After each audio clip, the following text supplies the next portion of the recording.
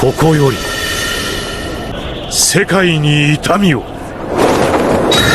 Belakangan kita sering mencocokkan Indonesia sebagai desa Konoha. Hal tersebut dikarenakan beberapa kemiripan yang dimiliki oleh Indonesia dengan desa yang berada di dalam anime Naruto tersebut. Namun, anggapan bahwa Indonesia adalah Konoha juga sering dikaitkan dengan sebuah satir untuk mengkritik pemerintah secara tidak langsung, yang mana beragam metafora dalam dunia Naruto seringkali dijadikan simbol akan sebuah situasi yang sebenarnya terjadi di Indonesia.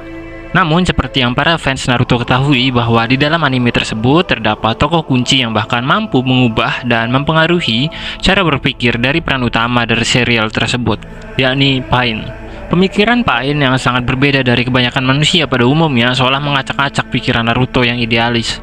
Pain yang realistis mengajarkan Naruto nilai dari kenyataan yang sesungguhnya, di mana rasa sakit adalah sebuah nilai yang tak terhindarkan dalam kehidupan manusia. Perang dan kekacauan seolah menjadi bagian dari kehidupan kita. Dan meskipun kita merasa bahwa kita berada dalam era kedamaian, pada akhirnya beragam malapetaka akan lahir kembali pada kehidupan manusia.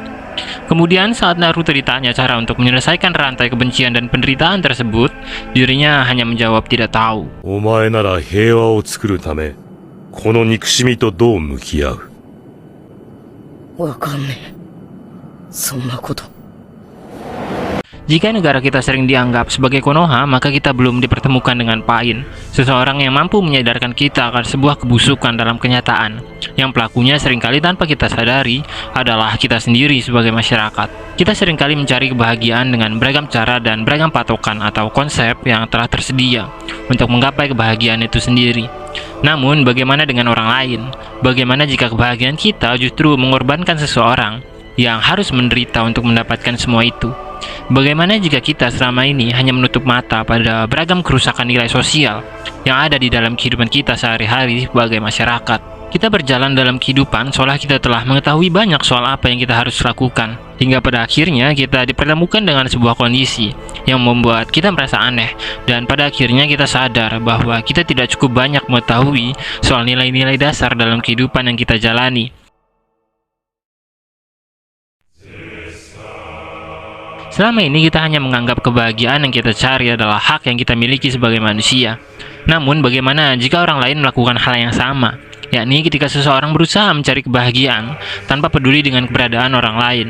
Situasi tersebut pada akhirnya menyebabkan perang tak terlihat yang manusia hadapi akan pencarian nilai yang dapat kita genggam dalam hidup, yang menjadi bukti bahwa kebanyakan dari masyarakat kita belum mampu untuk memahami satu sama lain. Apakah kehancuran Konoha atau kehancuran Indonesia menjadi satu-satunya jalan yang dapat membuat orang-orang berpikir tentang nilai dasar dari kehidupan, yang dapat membuat kita semua berpikir bahwa hidup bukan hanya soal bercanda, bukan hanya soal tertawa dan menyalahkan orang lain sembari menutup mata?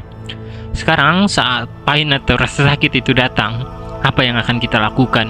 Pain mengajarkan kita bahwa manusia itu tidak bebas. Manusia memiliki tanggung jawab untuk sebisa mungkin mengontrol tindakan yang dimilikinya agar tidak bergesekan dengan orang lain. Dan situasi tersebut hanya mampu digapai ketika orang-orang berusaha saling memahami. Namun kenyataannya, alih-alih berusaha melakukan tindakan tersebut, kita justru seringkali menjadi egois dengan berusaha mengejar kebahagiaan individu yang kemudian menyebabkan perpecahan dalam diri masyarakat itu sendiri.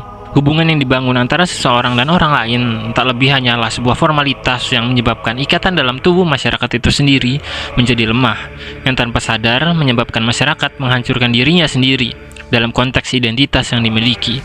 Sekian kausalitas yang hening, sampai jumpa.